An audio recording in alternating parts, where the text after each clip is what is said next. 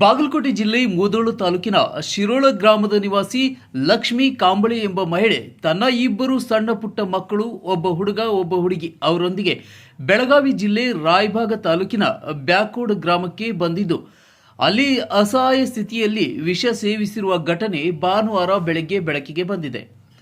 ಸ್ಥಳೀಯರು ತಿಳಿಸಿದಂತೆ ರಸ್ತೆಯ ಬದಿಯಲ್ಲಿ ಮಕ್ಕಳು ಅಳುತ್ತಾ ಕೂತಾಗ ಗ್ರಾಮಸ್ಥರು ಗಮನ ಹರಿಸಿ ತಕ್ಷಣ ಸ್ಥಳಕ್ಕೆ ಧಾವಿಸಿ ಮಹಿಳೆ ಮತ್ತು ಮಕ್ಕಳು ಗಂಭೀರ ಸ್ಥಿತಿಯಲ್ಲಿ ಇದ್ದುದನ್ನು ಕಂಡು ತಕ್ಷಣ ಅವರನ್ನು ರಾಯಬಾಗ ಸರ್ಕಾರಿ ಆಸ್ಪತ್ರೆಗೆ ದಾಖಲಿಸಿದ್ದಾರೆ.